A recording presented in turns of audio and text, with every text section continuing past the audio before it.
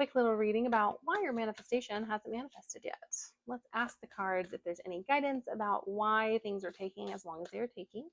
We have the Oracle of Cups, which is the Queen of Cups, and we have the Three of Swords. It's been taking a minute because you've had to process. You've had to accept and learn from the ways in which you have been hurt and harmed in order to have the capacity for what you've been asking for. Kind of, I'm getting like an image of like a closet or a storage room where there's just piles and piles of boxes and stuff that you haven't gone through.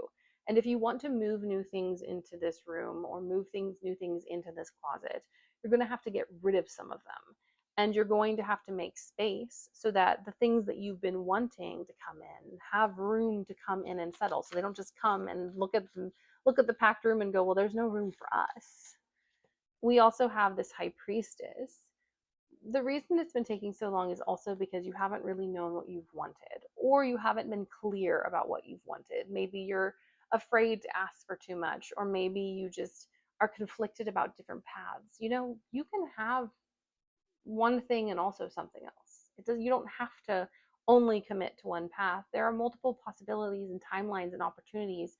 Don't limit yourself when it comes to your desires. The universe will help you pick if you have to pick. Oof, we just got 3 cards thrown at us.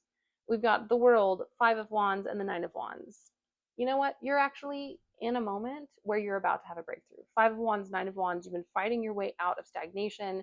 You've been pushing to the end. And with this World, I think it's less about you being denied your manifestations, but being in a time of liminality where you are between one world and another. And once you can step through that portal, which I do think is going to happen during these eclipses, on the other side, you're going to very quickly find the things that you've been craving, the things that you've been desiring, the stuff that you've been looking for.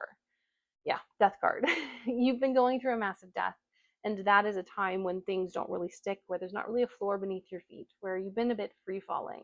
But with the World, it definitely feels, and the Magician, yes, yes, yes.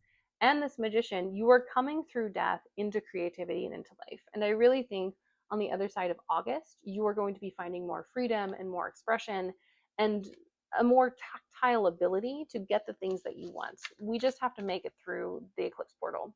And last but not least, we have the King of Pentacles. Yeah, you're very close to manifesting what you want into the physical world, but we have to get through the non-physical and we have to get through this space of the unknown first.